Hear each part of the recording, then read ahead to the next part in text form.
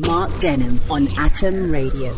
Hello, episode 67 of the Atom Radio podcast kicks off now. I hope you are well. Hope all is good. Here we are on a Saturday morning when this becomes available, whatever time you're listening to it. I hope you're all right. It's Friday evening as I'm recording it anyway and finishing it. But anyway, on the way this week, the best bits of the show on Atom Radio. That's Drive Time, 3 to 7, Monday to Friday on atomradio.co.uk. Tune in, iTunes Radio and smart speaker.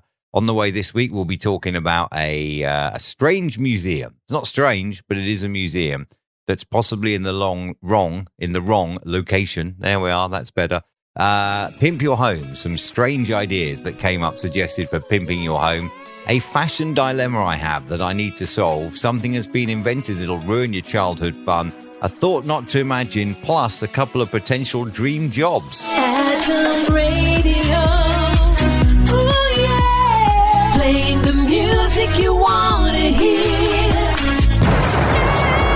Mark Denholm. AtomRadio.co.uk. A man in America claims that he has served his life sentence because he briefly died during a medical emergency. The 66-year-old was convicted of beating a man to death in 1997 and has been behind bars ever since. He claims his heart stopped 5 times at a hospital in March in 2015.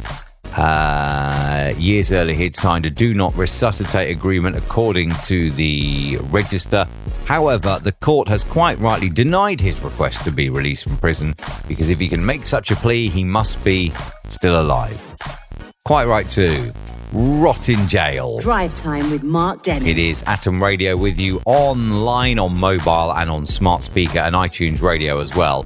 The world's first vagina museum has opened last weekend. The world's first museum dedicated to gynecological anatomy, they're calling it, opened last weekend. I already knew about this, I have to say, because my friend Steve Lee had told me that this was opening. It's in London. He was quite surprised, though, as to its location. He thought perhaps it should be more located in the Shepherd's Bush area, if you get what I'm saying. Mark Denholm with Drive Time. This is Mark with you until 7 o'clock tonight. I want to talk to you about something that annoys me greatly, and that is people becoming offended. All right? We've got to a stage now, haven't we, where it's virtually impossible to say or do anything without somebody being offended by even inoffensive things. And then I did post this on Twitter earlier, and I want to say hi to Sarah, who did reply to me earlier.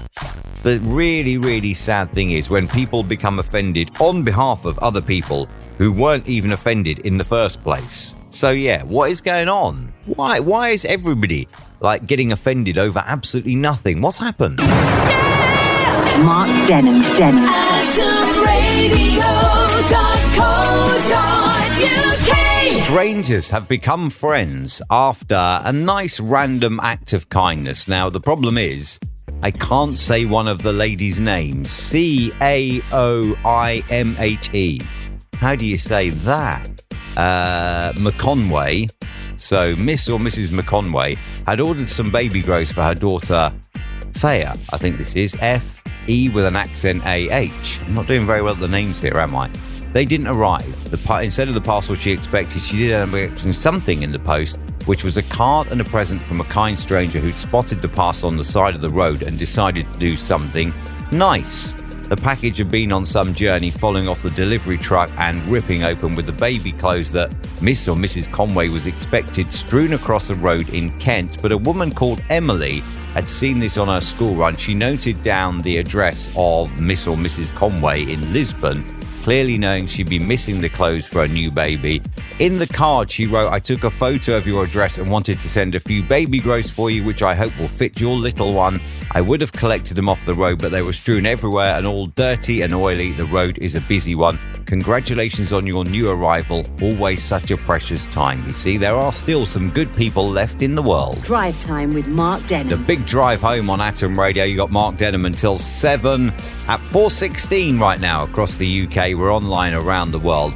I'm looking at a Black Friday advert, and this is saying that you can pimp your home for less than you think due to the deals available at this Black Friday sale location. I'm not going to go into any more than that.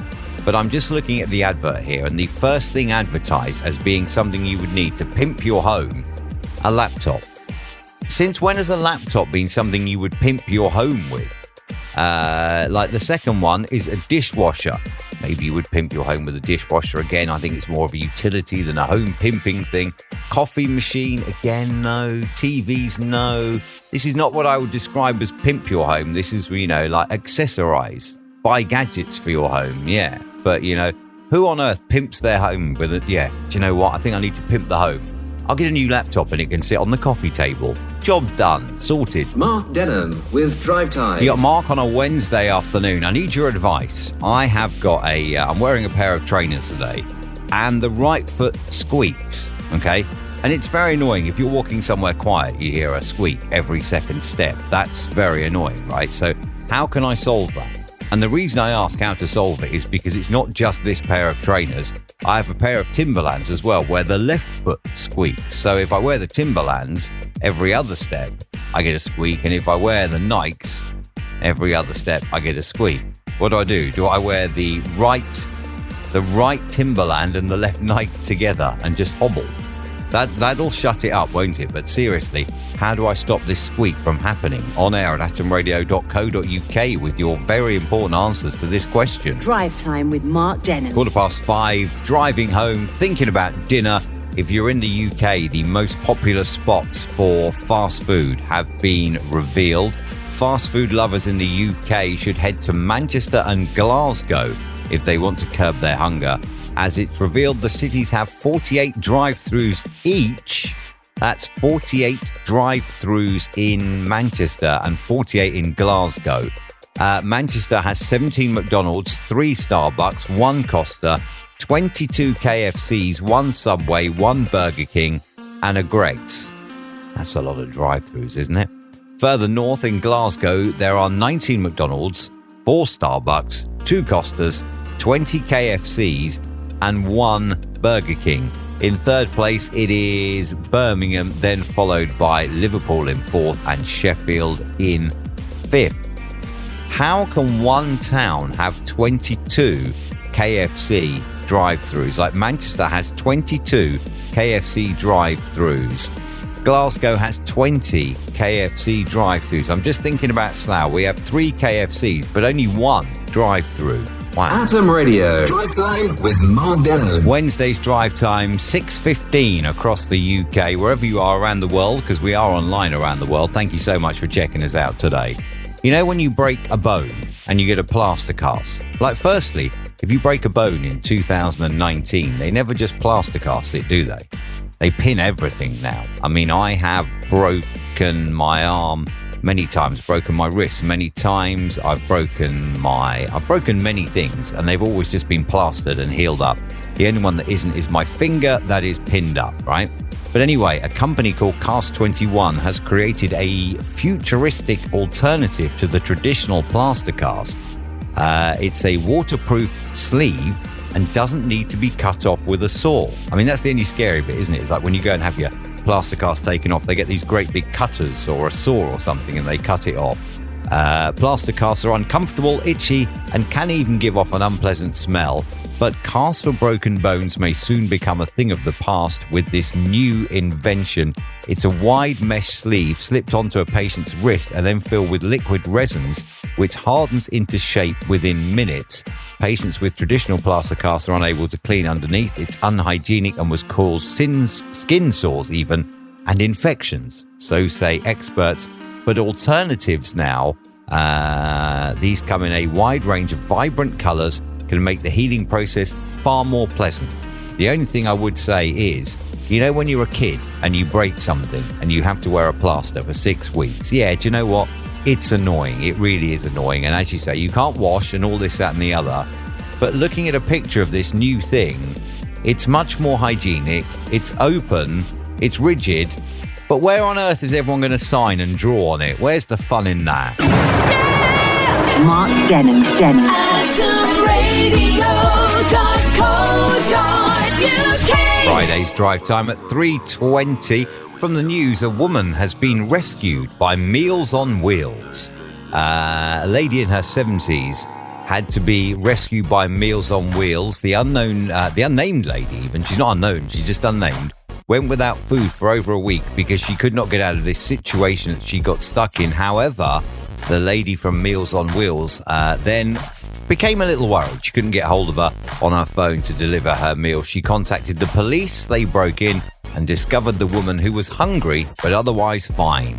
She had been stuck in her bath for 8 days. Poor lady in her 70s, stuck in the bath for 8 days. You imagine, like, if you enjoy a bath and you just stay there too long, then you just end up a little bit like a prune, don't you? Even if you are, like, 20, you end up like a prune. Just imagine, like, when you're 70, your skin's not great, is it?